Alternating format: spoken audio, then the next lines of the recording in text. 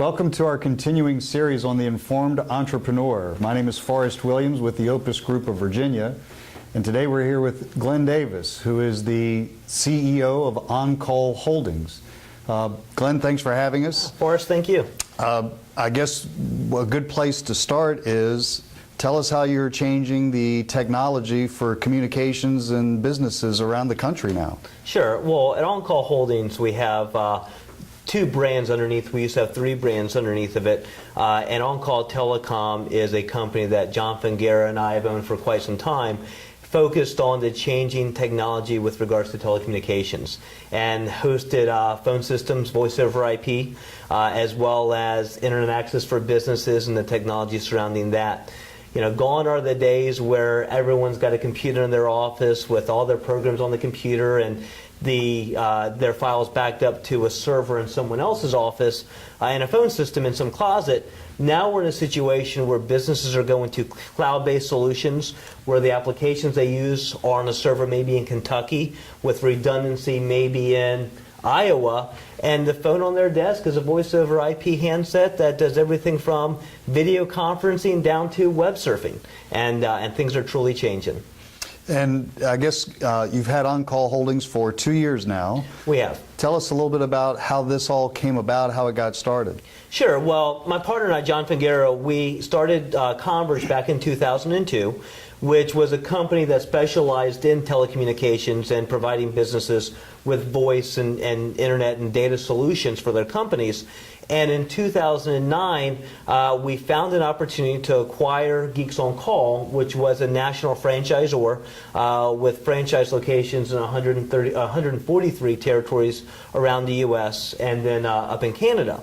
And when we looked at that acquisition, we then merged or morphed Converge into On Call Telecom. We started a company called On Call Accountants to be able to help do the hosted bookkeeping and accounting solutions for our franchise owners and other private entities. And On Call Holdings became the holding company of those three entities: On Call Telecom, On Call Accountants, and Geeks on Call. And so now, in the business model that you have, I guess you spend a lot of time managing your franchisors, as well as tell me about how many employees you have here. Well, we just recently sold Geeks on Call to a holding company out of Ohio. But during that time, we had pushing right at about 50 employees here in the corporate office when we were running all three entities, and responsible for about another 200 families around the country with the franchise owners or their employees as well. And so today, what does your business look like from an employee perspective? About 15. About 15. So after that, the sale of On Call or Geeks on Call, we've been able to downsize the infrastructure significantly here, and it's been a great change for us and allowed us to reinvigorate some of the focus we have as well onto the telecommunication stuff. So what is the future of On Call Holdings look like? Growth. We have great opportunities on the On Call Telecom side. That's, the communication technology is constantly changing and evolving, especially now, and will continue to do so over the next couple of years. And John and I have always valued our ability to be on the forefront of those technological changes. And then with On Call Accountants and people looking for hosted solutions, and in this case, hosted accounting and bookkeeping solutions. So what, I guess with growth comes challenges. Mm-hmm. What do you see as being your big challenges as you look ahead too? Well, with everything, it's always resources. As you grow, you need the ability to bring on the resource and pay for the resources. And, there was a challenge a few years ago as that recession hit. I think now we're seeing the indicators slowly showing us coming out of that recession. So it's managing growth in conjunction with kind of a slow-growing economy still, and making sure we kind of do those in conjunction with each other. You said you're a native of Virginia Beach. I am. How do you see the area here as being, I guess, as business friendly? Do you find that to be the case? Oh, definitely. We have a lot of accolades in the city of Virginia Beach, and one of them is recently was the 5th best place to start a business during the recession. And Virginia Beach is known for being business friendly, as well as the state of Virginia. Last year, the state of Virginia was the best state in the country for businesses to locate to and grow. And I think that's because of not only the resources that we have to offer here, but also the amenities that the city of Virginia Beach offers. And I guess for full disclosure, you are an elected official in the city of Virginia Beach, so you happen to know all these things off the top of your head. Tell us a little bit about how you got involved in politics. Sure. Well, I've always had an interest in politics going back to the high school days, and I had an opportunity back in 1991, fresh out of high school, to work on Frank Wagner's campaign for the House of Delegates. And he was successful in that race in 1992 and going into 93. I was Frank Wagner's legislative aide up in the House of Delegates. Went back to school after that, and then was offered an opportunity to be Bob McDonnell's legislative aide in the House of Delegates around during 94 and 95 when he was obviously in the House prior to becoming governor. You obviously, that's another practically a vocation, but we'll call it a hobby, I guess. But the point being that many entrepreneurs have the business that they deal with, but then they also have a significant other, again, whether you want to call it another vocation, hobby, whatever.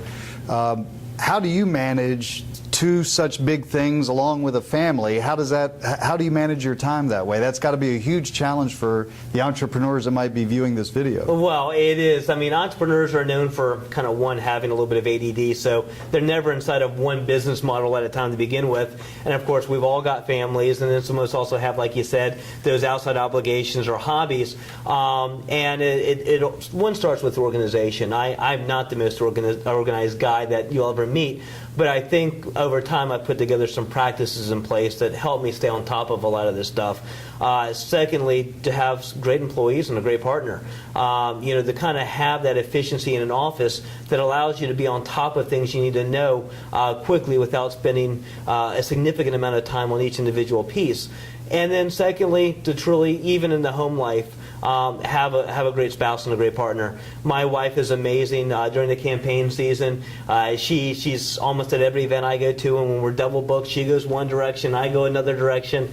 So it's about having those you can rely on around you, whether it's in your family or in your business, that allows you to truly kind of multitask. You mentioned your partner, John, and I guess just like a marriage, that must be a good marriage for it to work successfully too. Tell me a little bit about your relationship with John, and what are your strengths versus his strengths? How do you make that work? Sure. Well, John and I started my first company in 1999, which was telecom related, and John started his in 98, and we had known each other, and we always talked about merging them together, and we did it in 2002, and it's been a great partnership since. But it's a great partnership because we're so complementary. I'm typically the guy that you do those disc assessments, and John and I are kind of the polar opposites. But it's great because he's very much the relationship building type of guy. I'm very much the jump into something, get it done quickly. I'm one that will look at a situation to make a decision and tend to do quick due diligence and want to jump. John's the one that wants to take a significant amount of time on due diligence to make sure that we've got everything resolved. And at the end of the day, we know the best place to be is always between two extremes. And I think I come pretty close to it in one extreme. I think John comes pretty close to it in the other. So we balance each other out extremely well. And is that something that you both recognize, and so that's a good thing? We do. One of the funniest things, and probably one of the best things we did when we started On Call Holdings, was we took John and I and we went and did a disc assessment, and we sat there for about 2 hours into this personality assessment. And we've actually since then done it with all of our employees, and we've done it with their spouses as well. And but it allowed John and I to truly, I guess, formally get an overview of stuff we already knew, which is we had different ways of looking at things, but never knew kind of how they interacted with each other. Just always seemed to do so. So we completely understand each other at this point, and we understand the value each of us bring to the table. Like I said, we have a situation where if you put two people together that are identically the same, at the end of the day, you might as well just have one person. John and I truly are two completely different trains of thought, and we usually always end up meeting in the middle, and I think that gives us the best outcome possible. Good. Going back to On Call Holdings real quick, what does the competition look like out there for you guys? You know, it was looking at the on-call telecom model, we have competition and we don't. You know, we like to pride ourselves on being that one-stop shop for those communication technology needs. And some people say, well, you communicate with companies like Verizon, you compete with companies like Verizon, or you compete with companies like Cox. And at the end of the day, we truly don't, because unlike those companies that walk in and they sell one set of services, the Cox set or the Verizon set, we walk in and we're able to look at a holistic view of the needs of the customer, figure out what the best technologies are, look at our portfolio of over 40 regional and national vendors that we represent, and then bring the proper solution to the table for that customer. And in many cases, it's a blended portfolio of vendors. There may be this customer or this vendor over here that's called AT&T that may be the best one for their data needs, but this other provider, Cox, may be the best for voice, or by having two vendors for data, which provides redundancy for that customer. And there really aren't people out there that can provide that level of service and insight into the customer's needs that we can provide. So although some people look at a 30,000-foot view that we compete with the individual vendors themselves, at the end of the day, because of that additional value add we bring, we really kind of truly are set apart from any other competitors. I guess the common thread that brings us together today at the Informed Entrepreneur is the focus on EO that we're doing. Tell me a little bit about your experience with EO. How long have you been a member? I've been a member of EO for about 7 years, and one of the past presidents of EO. I've been to a couple universities. I've gone through the MIT Entrepreneurial Masters program, and of course participate in Forum here locally. And would you say that's been a valuable experience for you? It has. I can say that I wouldn't be where I am today, and I think John will tell you the same thing as another EO member, if it wasn't for EO. You know, like with everything in life, your education never stops. The question is how does the entrepreneur continue to grow, because this is the type of stuff you don't learn taking additional classes in a university, and you're only going to get so much from reading certain books.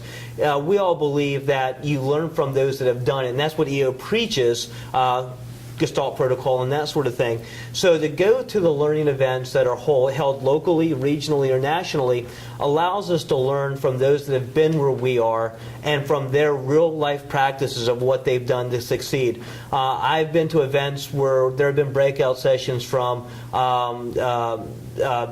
Ben with Ben and Jerry's, Robert Ballard, who founded and brought up the Titanic, and heard stories about him, the co-pilot of the plane that went down in the Hudson, which a lot of good business insight into what happened in that very short period of minutes, listening to that. Customer service skills from those that have actually put the training programs together for companies like Disney and for Hilton. Those are experiences that if you just come back and bring one or two thoughts with you, you can really change the course of your business. Whenever I go to these things, my staff will tell you, I'm already emailing things back to them while I'm sitting in these breakout sessions saying, okay, I need you all to do this because we're going to discuss it when I get back. So it's not just energizing to go to them, although it truly is that as well, but it gives you these ideas from other people's experiences that have been successful to bring back, incorporate in your company. And like I said, we wouldn't be where we are today without having that experience.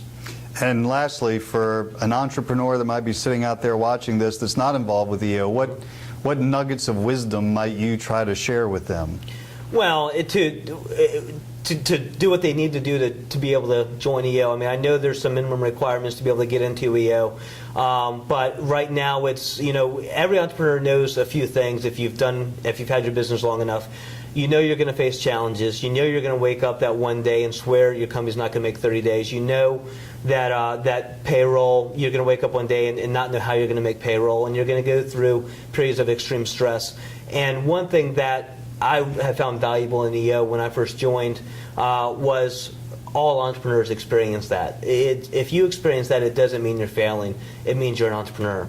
And when you are able to associate yourself with other entrepreneurs and get into these groups, you realize that. And I think my life changed the minute I realized that I was going through what every entrepreneur goes through, and it wasn't just unique to me because I was missing something. So to those people, I would suggest that all the challenges they're facing, it's not unique to them. That's what being a true entrepreneur is all about. And when they're able to join groups like EO, to share those experiences and get those learning opportunities from others that have been successful, so they can continue to grow upon their experiences and build their companies. All right, Glenn Davis, president of On Call Holdings, thank you very much for joining us. This is the Informed Entrepreneur. Thank you again.